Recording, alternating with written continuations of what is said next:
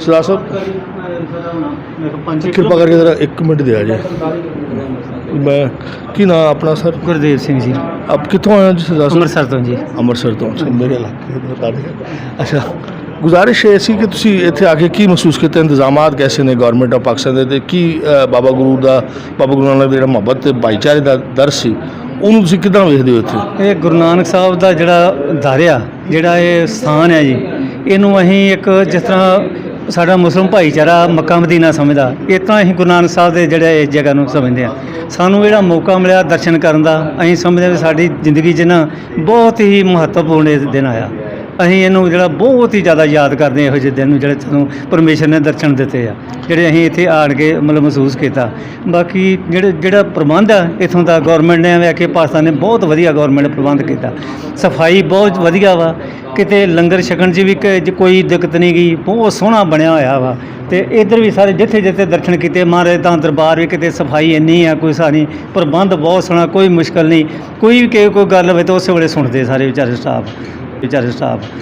ਅੱਛਾ, ਇਹ ਦੱਸੋ ਕਿ ਦੋਨਾਂ ਦੇਸ਼ਾਂ ਦੇ ਦਰਮਿਆਨ ਇਹ ਰਾਬਤਾ ਜਿਹੜਾ ਹੈਗਾ ਉਹਨੂੰ बढ़ाਉਣ ਦਾ ਕੀ ਤਰੀਕਾਕਾਰ ਹੈ ਕਿ ਇੰਡੀਆ ਸਰਕਾਰ ਇੱਧਰ ਜ਼ਿਆਦਾ ਤੋਂ ਜ਼ਿਆਦਾ ਸਿੱਖ ਯਾਤਰੀ ਭੇਜੇ ਤਾਂ ਕਿ ਉਹ ਆਪਣੇ ਗੁਰੂ ਦੇ ਦਰਸ਼ਨ ਕਰ ਸਕਣ? ਇਹਦੇ ਬਾਰੇ ਤੁਸੀਂ ਕੀ ਕਹੋਗੇ? ਅਸੀਂ ਪਾਕਿਸਤਾਨ ਗੌਰਮੈਂਟ ਦਾ ਵੀ, ਇੰਡੀਅਨ ਗੌਰਮੈਂਟ ਦਾ ਵੀ ਬਹੁਤ ਧੰਨਵਾਦ ਕਰਦੇ ਹਾਂ ਵੀ ਜਿਨ੍ਹਾਂ ਨੇ ਸਾਨੂੰ ਮੌਕਾ ਦਿੱਤਾ ਵੀ ਇਹ ਆਪਸ ਵਿੱਚ ਬਹਿ ਕੇ ਸਿੱਧੂ ਸਾਹਿਬ, ਇਮਰਾਨ ਖਾਨ ਸਾਹਿਬ ਜਿਨ੍ਹਾਂ ਦੀ ਦੋਸਤੀ ਸੀ, ਚਲੋ ਉਹਨਾਂ ਨੇ ਮਿਲ ਕੇ ਤੇ ਇਹ ਮਸਲਾ ਹੱਲ ਕੀਤਾ।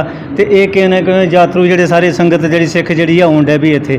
ਅਤੇ ਅਸੀਂ ਗਾਂਹ ਵੀ ਬੇਨਤੀ ਕਰਦੇ ਹਾਂ ਦੋਵਾਂ ਸਰਕਾਰਾਂ ਨੂੰ ਕਿ ਇਹ ਜਿੰਨਾ ਪਿਆਰ ਵਧਾਇਆ ਜਾਵੇ ਉਨਾ ਹੀ ਚੰਗਾ, ਅਤੇ ਇਹ ਵੱਧ ਤੋਂ ਵੱਧ ਸੰਗਤ ਜਿਹੜੀ ਆ ਇੱਥੇ ਆਵੇ, ਫਾਰਮੈਲਟੀਆਂ ਥੋੜ੍ਹੀਆਂ ਘਟਾਈਆਂ ਜਾਣ ਅਤੇ ਵੱਧ ਤੋਂ ਵੱਧ ਜਿਹੜਾ ਮਤਲਬ ਜਿਹੜੀ ਸੰਗਤ ਇੱਥੇ ਆਵੇ ਅਤੇ ਦਰਸ਼ਨ ਕਰਕੇ ਜਿਹੜਾ ਲਾਭ ਪ੍ਰਾਪਤ ਕਰੇ। ਤੁਹਾਡੀ ਆਮਦ ਦਾ ਬਹੁਤ ਸ਼ੁਕਰੀਆ ਜੀ। ਜੀ ਕੀ ਨਾਮ ਜੀ ਤੁਹਾਡਾ? ਰਾਜਵੀਰ ਕੌਰ ਜੀ।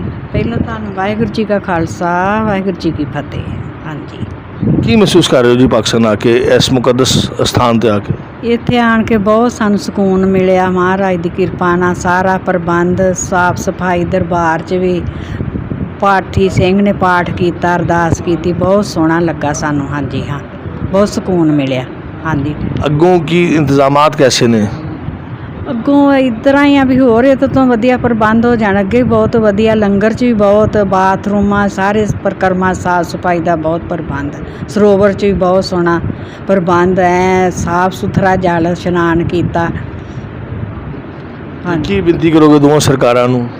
ਦੋਵਾਂ ਸਰਕਾਰਾਂ ਨੂੰ ਇਹੋ ਬੇਨਤੀ ਕਰਾਂਗੇ ਵੀ ਆਪਸ ਵਿੱਚ ਪ੍ਰੇਮ ਪਿਆਰ ਹੋਰ ਵਧਾਇਆ ਜਾਵੇ। ਜਿਹੜੀ ਸਿੱਖ ਸੰਗਤ ਹੈ ਅੱਜ ਥੋੜ੍ਹਾ ਫਾਰਮੈਲਟੀਆਂ ਘਟਾਈਆਂ ਜਾਣ ਅਤੇ ਆਪਸ ਵਿੱਚ ਪ੍ਰੇਮ ਪਿਆਰ ਨਾਲ ਰਹਿਣ।